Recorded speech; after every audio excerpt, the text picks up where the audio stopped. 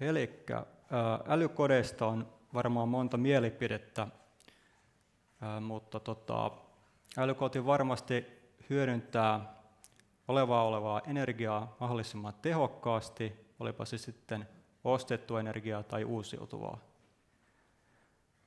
Ja tässä esimerkissä ensimmäinen vaihe on se, että asukasta informoidaan energian käytöstä, jolloin asukas voi myös sitten mukautua siihen ja oppia, miten kuluttaa vähemmän ja käyttäytyy ympäristöystävällisemmin siinä kodissa.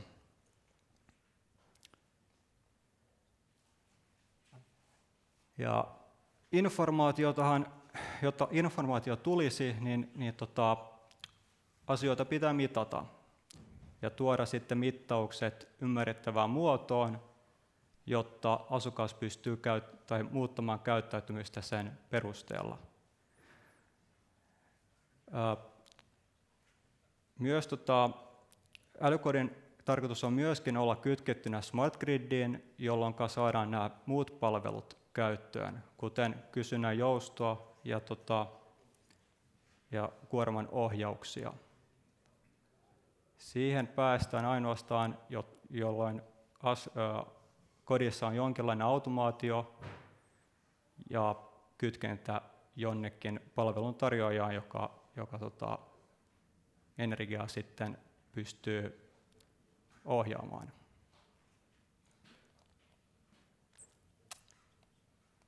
Ja kun mittaukset on tarpeeksi tarkkoja, niin asukas pystyy pieniäkin energian kulutuksia näkemään ja muuttamaan ja paikallistamaan, mihin sitä energiaa menee.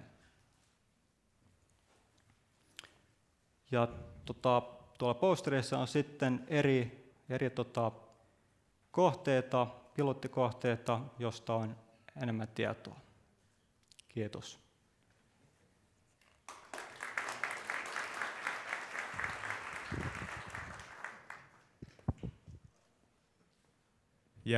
Jälleen kerran kiitettävän ytimekäs esittely. Tämä nyt pitäisi sanoa.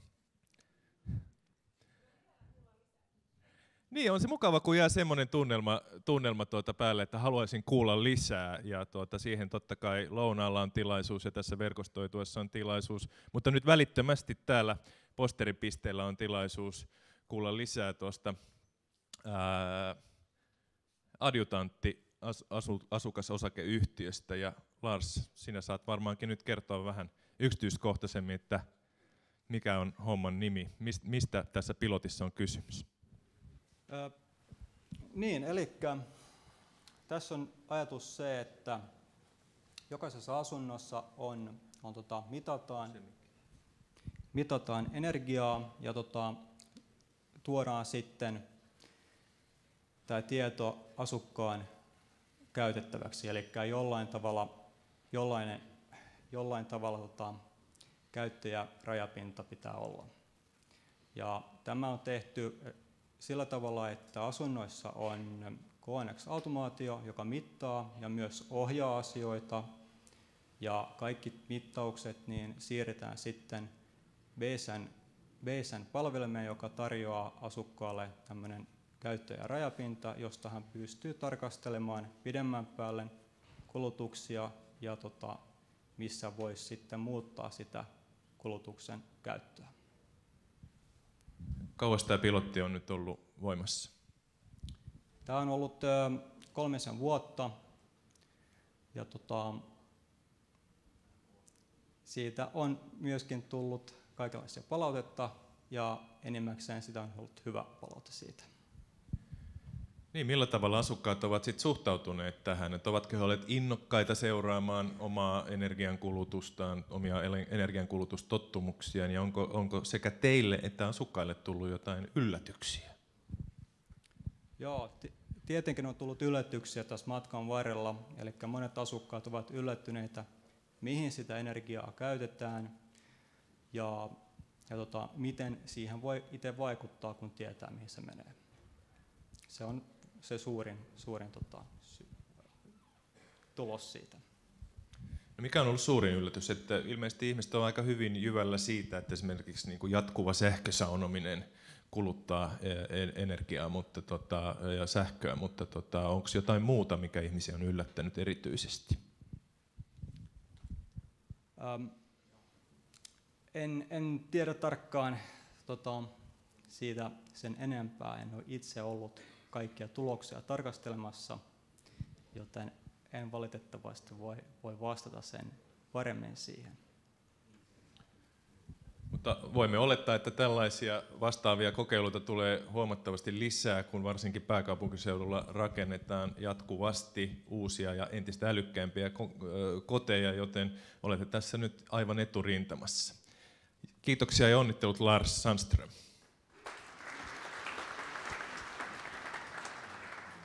Ja nyt siirrymme seuraavaan kohtaan, joka käsittelee sitten kotitalouksien ja pientuottajien valmiuksia tähän pientuotantoon.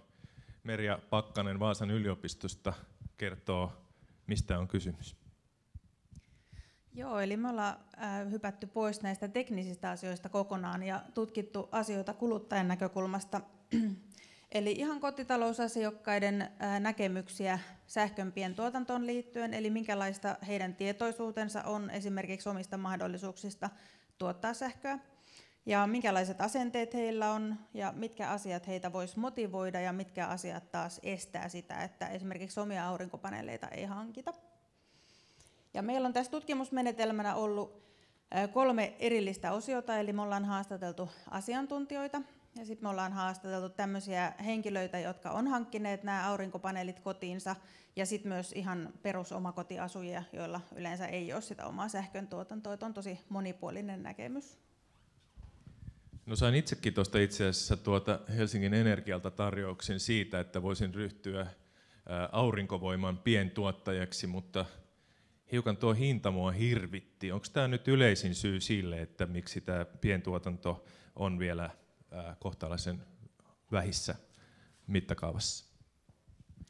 Joo, kyllä. Eli aika pitkälti se, että ei ole enempää tätä sähkön pientuotantoa kotitalouksissa, niin johtuu nimenomaan siitä, että nämä vielä niin kuin tuottomääriinsä nähden on melko hintavia, nämä aurinkopaneelit, ja sitten toisaalta niiden takaisinmaksuaika on myös pitkä. Mutta sitten tietysti vaikuttaa myös se, että ihmisten tietoisuus ei ole välttämättä hirveän hyvä, eli monet ei edes tiedä tämmöisestä mahdollisuudesta, että voi sitten tuottaa sähköä. Joo. Ja sitten semmoinen lisäys vielä, että yksi asia tietysti, mikä vaikuttaa suoraan tuohon, että kuinka paljon tuo hinta ja takaisinmaksuaika vaikuttaa, niin on se, että Suomessa on sähkö kohtuullisen halpaa. Eli tietysti jos sähkön hinta lähtee ylöspäin, niin silloin tämä oman tuotannon takaisinmaksuaika automaattisesti pienenee, jolloin sen kiinnostavuus lisääntyy. Näinhän se on. Sähkön hinta on Suomessa käsittääkseni puolet huokeampaa kuin Saksassa. Ja nämä asiat tietysti liittyvät tavalla tai toisella toisiinsa, hajautettu energiantuotanto ja sähkön hinta. Tuosta kuviosta näkyy se, että ihmisistä aika moni kokee, että 10 vuotta olisi kohtuullinen takaisinmaksuaika. Se kuulostaa aika pitkältä. Ihmisillä siis kuitenkin on periaatteessa motivaatiota tällaiseen kestävän kehityksen mukaiseen energian pientuotantoon. Joo, kyllä. Ja sitten toinen asia on se, että hirveän tärkeä asia tässä sähkön pientuotannossa on myös se, että sen pitäisi olla kotitalouksille mahdollisimman helppoa. Eli aika lailla avainasemassa on se, että pitäisi olla tämmöinen avaimet käteen toimituspaketti, mutta totta kai se on melko kallista. Ja tosiaan me kysyttiin tuossa kuluttajilta sitä, että minkä verran he olisivat valmiit maksamaan tämmöisestä omasta tuotannosta ja mikä sen takaisinmaksuaika saisi olla. Ja me esitettiin tämmöinen esimerkki tämmöisestä perusomakotiratkaisusta, joka on avaimet käteen paketti, ja sen hinnaksi sanottiin noin 8 000 € ja sitten takaisinmaksuajaksi noin 20 vuotta. Ja me kysyttiin sitten, että onko tämä niinku teidän mielestä sopivaa, että olisitteko valmis tämmöiseen hintaan ja tämmöiseen takaisinmaksuaikaan. Ja suurin osa ei ollut valmiita siihen. Ja sitten kysyttiin, että mikä sitten olisi semmoinen kohtuullinen, niin aika pitkälti voi sanoa niin, että puolittaa pitäisi sekä hinta että takaisinmaksuaikaa. Tämä oli myös asiantuntijoiden näkemys. Eli se, että saataisiin niinku suuria määriä asiakkaita liikkeelle ja hankkimaan tätä omaa tuotantoa, niin pitäisi puolittaa sekä hinta että takaisinmaksuaika. Mutta sitten täytyy tietysti muistaa, että kuluttajat ei aina ole hirveän rationaalisia. Eli nämäkin jotka ovat jo hankkineet nämä aurinkopaneelit, niin monesti saattavat olla sitä mieltä, että se ei ole taloudellisesti kannattavaa, mutta he halusivat ne silti. Ja he saattaa jopa perustella sitä hankintaansa sillä, että he sen takia hankkii, että he saa ilmaista sähköä. Mutta silti voi olla, että toteavat niin kuin saman hengenvetoon, että takaisinmaksuaika on liian pitkä. Ota tästä nyt sitten selvää, mutta motivaatiot löytyy. No niin, hirveän mielellään kuulisin myöskin teidän asiantuntijoiden, jotka tämän yleisön muodostatte, niin näkemystä siihen, että mitkä ovat ehkä tämän pientuotannon suurimmat esteet, mitä sille pitäisi tehdä, jotta sitä saataisiin lisättyä, jos näin halutaan tehdä. Twiitatkaa tai lähettäkää tekstiviesti, siihenkin on numero olemassa. Vielä yksi kysymys tässä Merja Pakkaselle on se, että ketkä sitten on halukkaimpia ryhtymään pientuotteiksi? Voisi kuvitella, että tällaiset nuoret ja tiedostavat ympäristöihmiset, eikö vaan? Näin minäkin kuvittelin. Ja tämä olisi tosiaan sellainen ryhmä, mistä ajattelisi kenties, että he on ne, jotka on suurimmalla todennäköisyydellä näitä pientuottajia. Ja he varmasti onkin niitä, jotka on kiinnostuneita kyllä ja suhtautuvat tosi myönteisesti. Monesti nämä on niitä ryhmiä, jotka ei kuitenkaan ole niitä oikeasti potentiaalisimpia aurinkopaneelien hankkijoita monestakin syystä. Ja yksi on se, että monesti tämän tyyppiset ihmiset asuu kerrostaloissa, joka ei ole oikein potentiaalinen lähtökohta. Ja sitten toisekseen niin nuorilla ihmisillä usein on asuntolainaa, autolainaa, pienet lapset, hirveästi menoja, niin siinä ei välttämättä ole niin päällimmäisenä ajatuksena, että hankitaan aurinkopaneelit. Ja se olikin ehkä yksi yllättävimmistä tuloksista tässä meidän tutkimuksessa, että kaikkein potentiaalisempana ryhmänä pidetään yli 50-vuotiaita omakotiasujia, usein hiukan teknisesti ehkä orientoituneita. Ja tosiaan se, että minkä takia tuo vaikuttaa tuo ikäasiaan, niin no ensinnäkin siinä mielessä, että tämän ikäiset ihmiset useammin jo asuvat omakotitalossa, ja sitten toisekseen heillä on jo enemmän semmoista niin sanottua löysää rahaa, jonka pystyy sitomaan tämmöisiin aurinkopaneeleihin. Hyvä, mielenkiintoista. Kiitoksia ja aplodit Merjalle.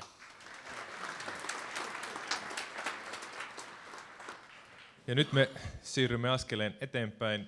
Juha Stenberg There-yhtiöstä kertoo meille, mistä on kysymys otsikolla Consumer Insights to Smart Grids.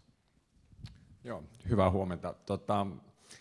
Meidän lähtökohta tässä ohjelmassa ja ylipäätänsäkin toiminnassa on se, että niinku kaikki tämä tekninen mahdollisuus, mikä on tulossa, niin onnistuu parhaiten, jos on huomioida, miten asiakas siitä hyötyy. Ja asiakas voi itse valita, että onko hän passiivinen hyötyjä vai haluuko hän sit hyödyntää näitä teknisiä ominaisuuksia. Tietyllä tavalla se etu pitää tuoda loppukäyttäjälle, kuluttajalle selkeästi esiin. Ja eräs paras etu on rahasäästö. Että jos säästät energialaskussasi joka kuukausi, joka vuosi ja näet sen, miten paljon siitä hyödyt, niin sillä tavalla on myös mahdollisuus hyödyntää näitä muita mahdollisuuksia. Ja tämän ohjelman aikana, kun me ollaan oltu tässä, niin me ollaan lanseerattu Suomessa 4-5 kaupallista palvelua, jotka on myynnissä suomalaisilla energiayhtiöillä ja Anvia, joka on tämän teleoperaattori. Eli me myydään kuluttajille tällä hetkellä niin kuin energiatehokkuuspalvelua. HEMS on tämä termi, mitä englanniksi käytetään. Eli kuluttajat pystyy ostamaan sähköä, tuntisähköä, ja he säästävät heidän sähkölaskussa. Niin, kerro vähän lisää tästä teidän sovelluksesta. Toi näyttäisi olevan niin kuin ihan matkapuhelimeen käytettävissä. Joo, tosiaan tämän ohjelman aikana ensiksi tuotiin nämä niin kuin palvelut, joilla ohjataan lämmitystä, koska lämmitys ja viilennys on se suurin energiakuluttaja, mihin energia kuluu kotitalouksissa. Ja ne palvelut tuotiin tässä matkan varrella.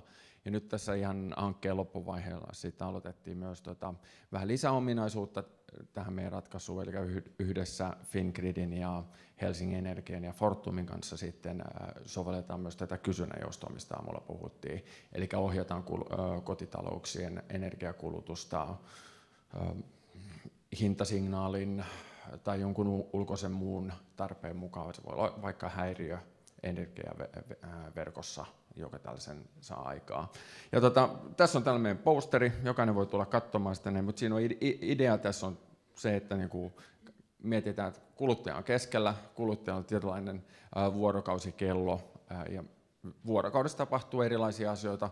Yleensä jokainen aamulla herää ja käy suihkussa ja tekee ne aamutoimet. Sitten lähdetään töihin, kouluun. 10 litraa kahvia.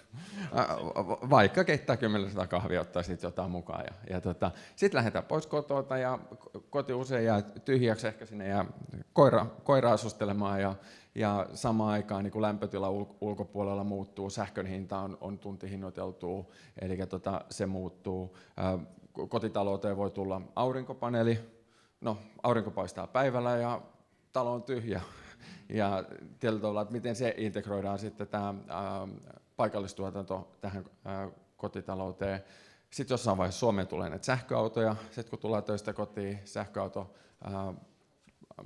tulee parkkipaikalle ja sitä aletaan lataamaan. Samaan aikaan sähköverkossa voi tulla häiriötilanteita tai jotakin muita syitä, miksi ohjataan tätä